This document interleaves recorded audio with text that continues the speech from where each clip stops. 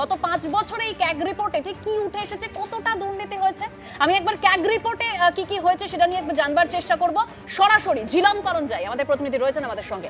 ঝিলম, একদমই তোমাকে বলবো যে 2021 থেকে 2025 অবধি ক্যাগ রিপোর্ট রাজ্য সরকার বিধানসভায় পেশ করেননি। কন্ট্রোলার অ্যান্ড অডিটর জেনারেল প্রত্যেক বছর তারা এই যে আমার কাছে যে বই আছে এরকমই বই তারা রাজ্য সরকারকে দেন এবং সেইটা বিধানসভায় প্লেস করার দরকার হয়।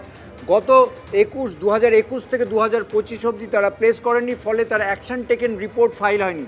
তার মধ্যে যে পিডব্লিউডির যে রাস্তা নিয়ে কথা হচ্ছে তার মধ্যে যেটা দেখা যাচ্ছে 2021 সালের যে রিপোর্ট 2022 সালে সেটা তারা পাবলিশ করেন, সেখানে দেখা যাচ্ছে প্রায় 20,000 কোটি টাকার রাস্তা তৈরি এবং আপগ্রেডেশনে ব্যয় হয়েছে। এবং তাতে কি দেখা যাচ্ছে, তাতে দেখা যাচ্ছে ছত্রে ছত্রে অনিয়ম। প্রথমে প্ল্যানিংয়ে অনিয়ম, absence of plan in development of roads, কি তারপর অনিয়ম নন প্রায়োরিটাইজেশন অফ রোড, এইগুলোতে তাদের অনিয়ম শুরু থেকে।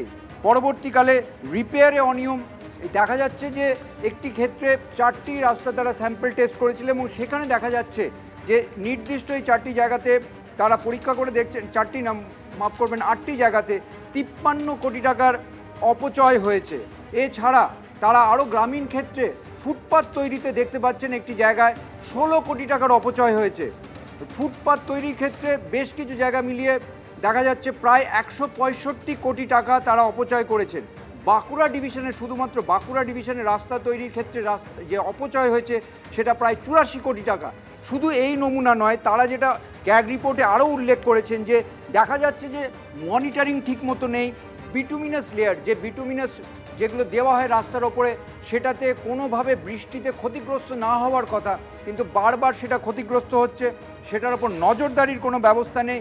এবং তারা এই ক্যাগ রিপোর্টে অভিযোগ করেছেন যে বহু জায়গায় তারা উত্তর চেয়েছেন, সংশ্লিষ্ট বিভাগ থেকে কোনো উত্তর আসেনি এবং অ্যাকশন টেকেন রিপোর্ট তো আসেইনি, বহু জায়গায় তারা কাগজও পাননি, ফলে তাদের রিপোর্ট সম্পূর্ণভাবে করতে পারেননি।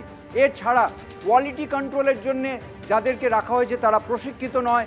এর পাশাপাশি এই যে প্রাথমিক পরিকল্পনা করে এগোনো, সেই প্রাথমিক পরিকল্পনা করে এগোনোটাও তারা কোথাও করেনি। অর্থাৎ রাস্তা তৈরিতে পূর্ত দপ্তরের যে কাজ, মেরামতিতে যে কাজ, সেগুলোতে ছত্রে ছত্রে যে অনিয়ম এবং টাকার অপচয়, এই যে 19,000 কোটি টাকা তারা ব্যয় করেছেন রাস্তা আপগ্রেডেশনে, তার একটি বড় অংশ অপচয় হয়েছে।